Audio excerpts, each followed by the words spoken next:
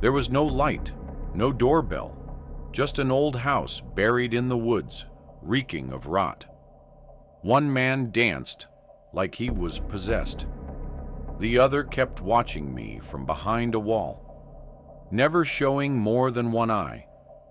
Then I heard him call out, "Randall," and everything went silent.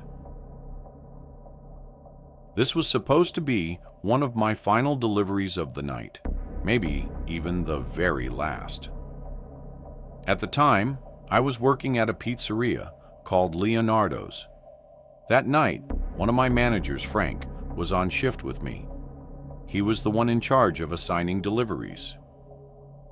We got an order for a couple of standard pizzas. Frank handed me a slip of paper with the delivery address and the customer's phone number. This all happened back in 2009. I didn't have a GPS or anything fancy, just a basic flip phone with no navigation features. I didn't own one of those old Garmin GPS units either. Instead, I relied on a physical map book to figure out where I was going when making deliveries. The street I was supposed to head to was called something like Willows Road. I don't remember the exact house number or the name listed on the order, but what I do remember is how difficult it was to find the place. It was way out in a rural area, nothing but endless woods, farmland, and more woods. To make matters worse, there were no streetlights out there at all, which didn't help one bit. I had to pull over a few times and turn on the interior lights as I checked the map again. It was a very stress-inducing situation whenever I couldn't find a house. I was on a very quiet, dark, and confusing road when I decided to just call the number on the paper my boss gave me. The phone rang a bunch of times. It seemed that there was no answering machine set up to it. It had to have rung about 10 times before someone picked up, and I waited for someone to say hello. When no one did, I said it, and then a voice on the other end said it back. It was a low, deep, yet soft voice. I said, "This is the pizza guy. I'm just having a hard time finding your place." He explained that his driveway was easy to miss and looks like just a dirt trail. He talked in a very slow, monotone voice as he described the surroundings of his driveway to help me find it, and eventually I did. I turned my car onto this pretty narrow dirt path. It was definitely easy to miss. It took about 30 seconds of me driving slowly and carefully up it until I saw this small, one-story house come into view. There was a faint orange glow from inside the house that could be seen through one of the windows. I parked my car next to the only other vehicle in sight, this jalopy of the pickup truck. I grabbed the 2 pizzas from the passenger seat and walked to the front door of the house. I looked for a doorbell, couldn't find one, so I knocked on the door. I heard muffled music from inside the house. Then I heard footsteps approaching the door, stop, and then after maybe 10 seconds, the door cracked open and I saw a quarter of someone's face. I literally could just see one of their eyes peeking out at me. I nervously said, "Hey, you ordered the pizza, right?" The guy said, "Oh yes, the pizza." I recognized the voice from the phone call from before. There was a weird pause. I didn't know what to say, except for, "Do you have the cash?" He said, "Yes, let me go get it." He walked away from the door, and I heard his footsteps move to another room. There was super old music from like the 1930s playing, making the setting just extra creepy and weird, if it weren't creepy enough already. Then the door started slowly inching open on its own, revealing more and more of this dimly lit room. Everything about the interior of this place seemed super old. There were metal sheets on the floor, presumably covering holes in the floor. The couch looked like it was from a different century. Hell, all of the furniture did. And the music was coming from a vintage-looking record player. One of those with a big horn-like thing at top. That's all I could see at first from just sneaking a nosy peek inside the place. But what really was off-putting was the smell. It smelled like death in there. I waited respectfully for the guy to come back with the money from wherever he went. When enough time passed that I felt like it was getting weird, I knocked on the open door, took a peek inside, and said, "Sir." The man's voice came from another room, saying yes. "Would you mind coming into the kitchen, please? My co-workers and bosses always advised against stepping into anyone's house if you didn't have to." That advice seemed especially relevant for this circumstance. I heard what the man said, but I still responded, "Can you repeat that?" He repeated, "Can you come to the kitchen, please?" I stepped inside, and I honestly felt like my feet were going to crash through the floor. The place was so old that the floor actually caved in a bit as I stepped around. The house was very linear. I looked to the right and saw the entrance to the kitchen, where his voice was coming from. I looked to the left, and there was a narrow hallway, which had a bunch of doors on the right side. At the end of the hallway, there was this guy with his back to me, slowly dancing in the creepiest way imaginable. The man was feeling himself. I don't mean he felt confident. I mean he was literally feeling his body as he moved in this really off-putting way. In any other circumstance, I would laugh, but I was downright disturbed of what kind of house I'd just walked into. I turned away and looked to the kitchen, still holding these 2 pizza boxes. I took a few steps toward the kitchen before I even noticed the person peering around the edge of the wall, separating the kitchen from the living room. It was that man's face again, still only showing like 1/4 of his face, just one of his eyes creepily peering at me. The only thoughts I had in this moment were, what the fuck, and should I just leave? I've repeated what I said at the front door moments ago, asking him again if he has the cash. The man didn't respond. He started to just giggle, or I don't even know what I'd call it, because the laugh was so deep in pitch, but it was so subtle and soft. Then he called out Randall in a startlingly loud voice, much louder and more commanding in tone than his previous soft-spoken, monotone voice. I was at my limit of how much weirdness I could take. I turned around and started walking back to the front door. And as I took a look down the hallway, as I was about to walk outside, I noticed the guy who was dancing seconds ago was now simply just standing there, looking back at me. I leapt through the front door and closed it behind me. I hurried back to the car, for some reason still holding the pizzas. I threw the pizza boxes in the passenger seat and got back in the car as quickly as possible. As I was backing my car up to clear the pickup truck next to it so that I could just do a 3-point turn, I did look back at the house, and the door was fully open again. My heart started beating even quicker at the thought that one of them was outside my car, about to attempt to open one of the doors.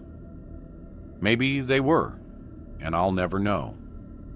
But I managed to get my car down that dirt driveway and back onto the road. I had to return to the pizzeria.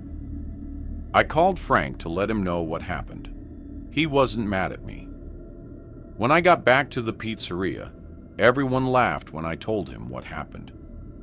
I can honestly see how it sounds like a funny situation when explaining it to others, but it was not funny in the moment. Whatever was going on in that house wasn't normal, and I don't think they had any intentions of buying pizza. I've had multiple dreams where I would see that man's face just peeking around from behind a wall. After that, I didn't enter anyone's houses or apartments while doing deliveries. But first, did you know that 98% of people who watch my videos aren't subscribed? That means you. And yes, I am speaking specifically to you. Probably aren't.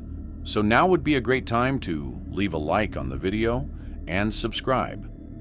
Anyhow, I'm currently 20 years old, although at the time of the story I was 19. I live in Newark, Delaware, a usually small and quiet town. That is, until college season rolls around in the fall and spring. Newark is home to the University of Delaware, which is a large and widely respected school in the U.S. It also has a reputation for being a big party school. So when the college kids arrive, things get a lot more lively. Anyway, I work as a bicycle delivery guy at Jimmy John's, a job I still work as of me telling the story. This event took place during a Tuesday or Wednesday night in the spring. It was either late April or early May. I can't remember exactly. It was my typical 7 p.m. to 2 a.m. shift. The Jimmy John's I work at is open until 2 on the weekdays and 3 on the weekends. This means we're one of the few places still open in town, aside from the bars, so a lot of drunk college kids storm the place wanting to order. Needless to say, it gets pretty hectic. Deliveries would pop up like crazy too, which did get very annoying, but it meant a lot of tips, so I always put up with it. This was my last night working the shift, and just as 2 a.m. was about to roll around, one last delivery came in, and I was next in line to take it. This annoyed me, as I just wanted to end my shift and go home to get some sleep. I sucked it up and took the delivery, since I didn't have a choice. I knew the street by heart and knew where to go immediately. I should mention the reason we do bicycle deliveries is because the roads tend to be busy sometimes during college season, so using bicycles sometimes allows us to do deliveries faster. I rode my bike as fast as I could to the house in less than 10 minutes. I knocked on the door loudly, but there was no answer. I knocked again, louder this time. Still nothing. I became a little pissed. When I remembered if someone didn't come out, I'd have to take the order back to the store, meaning this delivery would seriously be wasting my time. I called the number on the receipt, but no one answered. I was getting ready to call the store when I first heard it. Rustling sounds coming from some bushes directly across the street from me. I figured it was probably the wind, but decided to look anyway. When I did, I felt my stomach drop as a strong sense of dread flowed through me. I saw the dark figure of a person directly across the street from me in someone's yard, crouched behind a few bushes. And even though I couldn't make out any facial features, I knew that he or she, though I figured it was a he, was looking right at me. My heart was racing, but it didn't seem like he noticed that I noticed him. I pretended to not notice him and knocked loudly on the door again. Still, there was no answer. I began to grow more and more panicked, wondering whether or not this could be a trap. I did a quick glance, and the person was still crouched behind the bushes, watching me. I just wanted to get the hell out of there, so I decided to just continuously knock on the door as loud as possible until someone answered. It felt like hours that I was knocking, but eventually someone stumbled out from one of the rooms and sluggishly answered the door. Sounding pissed when I told him about the order, he told me that he didn't order so that it was probably his roommate instead. To my misfortune, the person who actually ordered was upstairs in his room, passed out drunk. How he could have passed out so quickly after he ordered is still beyond me. The guy went upstairs to try and get him. Not even a minute after he went upstairs, I suddenly heard more rustling and did a quick glance back. When I did, I noticed the man had moved a little closer, probably to get a better view of me. I could tell he was still watching me. My fear intensified. I almost wanted to come inside to get away from the man watching me, but I figured he'd steal my bike, meaning I couldn't do my job anymore. Plus, I didn't know if this person was armed and if he would actually try something if I went inside, which would put the two of them in harm's way. Luckily, he was only upstairs for a minute. He said his roommate's door was locked and that he wouldn't answer the door when he knocked. At this point, I really wanted to get out of there, so I told him he could sign for his roommate's order. He hesitated at first since there wasn't a tip charged to the order, but a tip was the last thing I was thinking about at this point. I insisted over and over, and eventually he signed for his roommate. I handed it to him and gave him a quick thank you. When he shut the door, I hurried to my bike and hopped on, ready to get the hell out of there. But just as I put the kickstand up, I heard the man suddenly lunge out from behind the bushes. I quickly turned to my left and saw that man was now dashing towards me. I was able to see he was wearing what looked like jeans, boots, and a black hoodie with the hood over his head, and what I think was some sort of mask on his face, as I could only see his eyes. And although I'm not 100% on this, it looked like he was holding a blade in one of his hands. I knew I had to act quick. I couldn't bang a U-turn because he'd probably catch me before I could get away. To make matters worse, all the surrounding streets led to dead ends. My only chance was to head to a bike trail that was nearby, even though it wasn't lit up, and I didn't have a light on my bike. I knew it would be my only chance. I pedaled faster than I ever had before onto the pitch-black trail and rode it, all while looking out for shadows and listening for footsteps. Luckily, the trail wasn't long, and I knew it by heart. Still, I was extremely paranoid by this point, and I got startled whenever I heard any noise at all. I didn't see the man while I was on the trail, however, and I made it back to the store safely. I was hyperventilating like crazy as I tried to wrap my head around what the hell just happened. I didn't tell my boss or co-workers, nor did I call the police since I didn't get a good look at the man. I simply got my stuff clocked out and went to my car, putting my bike in the trunk. So thankful I decided to drive that night. I made it home safe without anyone following me, and that was that. I never saw the man again.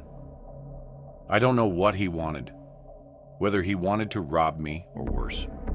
I haven't worked another midnight shift since then, and now I carry nunchucks on me whenever I do any kind of night shift. Newark isn't known for being a dangerous town, so the fact that this happened here truly showed me that anything can happen anywhere, to anyone, at any time, no matter how safe or dangerous the area may be. I used to deliver for Uber Eats. I was having trouble paying off my student loans, so I was hustling to make whatever cash I could. I still lived with my parents at the time. It was late at night. I was picking up an order from some fast food place in Wilmington, North Carolina, and delivering to some house about 20 minutes away. I often did late night deliveries and Uber rides because the pay was higher and I could bang out more deliveries and rides without traffic. I was already en route to the address. I was leaving the more populated residential area of Wilmington and heading in the direction of the quieter part with all the forest and farms. Most of the roads over there were pitch black and void of any other cars at that late hour in the night. I turned off the main road onto a side road with a dead-end sign. This was the road the directions were taking me, where the address was. I was brought to the last house on this road. The lights to almost every little house on the stretch were off. It was just pitch black. Even the house that I was supposed to be delivering the food to, I had to keep my car headlights on just to even see, and just so I wouldn't trip on anything. I also was using my flashlight on my phone to navigate my way to the porch of this house. I'm not lying when I say there was not a single light on. I even felt the overgrown grass rubbing on my shins as I walked to the front door. This didn't feel right. I pressed the doorbell button but didn't hear a ring, so I knocked. The customer had their delivery preference to be contact delivery, which means I'd have to actually physically hand it off to him or her. I messaged the customer that I'm at the front door and asked him if he could confirm the address. He read it right away and responded. "Give me a second," I replied. "Okay," he read it.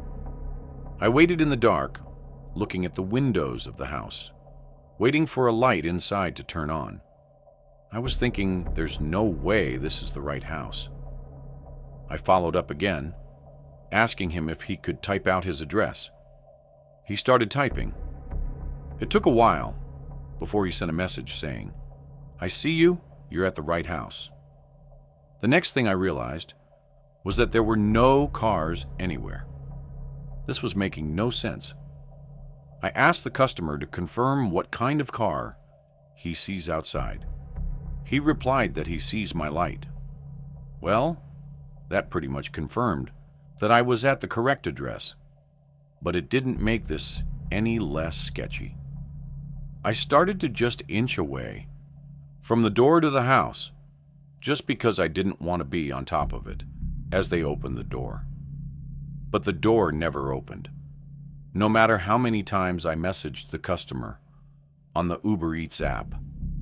I was starting to suspect this was some kind of scam to get free food.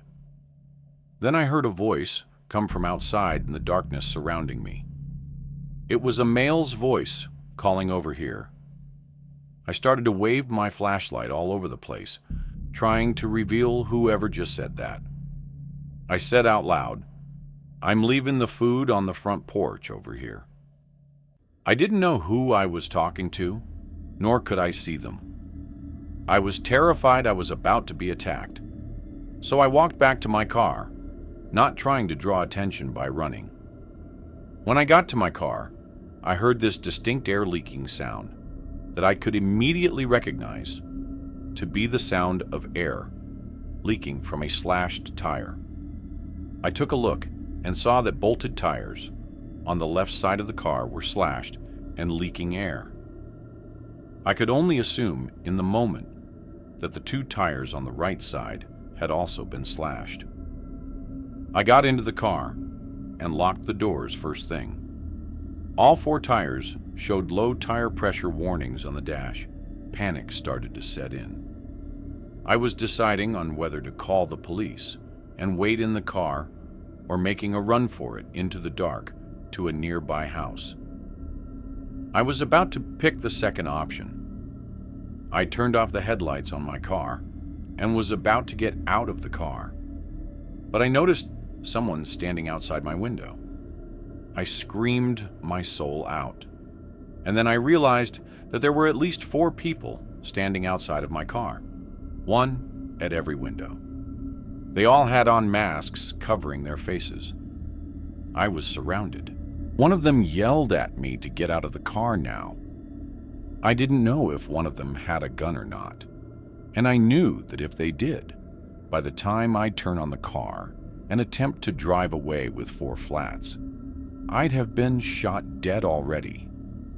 I yelled through the window, asking if they're just looking to rob me, and one of them said if I gave them everything on me, they'd let me go. I agreed to do so and unlocked the door. The second I did, the guy outside my door opened it and forcefully pulled me out. At this point, I was beaten and kicked by at least 3 of the guys. They grabbed everything off of me, my smartwatch, my shoes, my wallet, my phone, and even some things out of my glove compartment in my car. I was left on the ground, as however many men there actually were ran away into the darkness, and I was alone. I blacked out from here, and the next thing I remember is waking up probably half an hour later, still laying on the grass next to my car. They'd stolen even my keys. I managed to get up and navigate myself to the nearest source of light I could find in the distance, which was a small house all the way up the street, closer to the main road. I rang the bell a few times until someone answered through the closed door. I said I've been injured and robbed and need to use a phone. Luckily, the woman was willing to help and allowed me to use a phone to call the police and then to call roadside assistance to have my car towed. Lastly, I called my dad. After police showed up, I was taken back to my car, and they did a short investigation and took as much information as I could give them. After my car was towed away, my dad came to pick me up and bring me home. We left after my car was towed away. My phone's last location was down the street from the incident, and it hadn't been turned on since the night before, meaning they probably destroyed the phone. The next day, I gave even more information to some detectives regarding my Uber Eats account, and they rather quickly were able to trace the customer account back to a guy named Logan, who, long story short, allegedly lost his phone and wallet, and whoever found or stole them was the one to call the Uber Eats delivery with the intention of robbing me. Basically, what I'm saying is, whoever did this to me got away with it. The house that they set this up at was a vacant house for sale. My car tires were covered by insurance, but everything else I ate the loss. And this was a painful and expensive, but also valuable lesson. To not be so naive ever again in a situation like that. I stopped deliveries for a few months, then I went back to doing daytime deliveries. If you enjoyed this video, don't forget to hit the like button and subscribe to the channel for more amazing video. Turn on the notification bell so you don't miss any updates. All right, that's it for today. Take care, and I'll see you in the next one.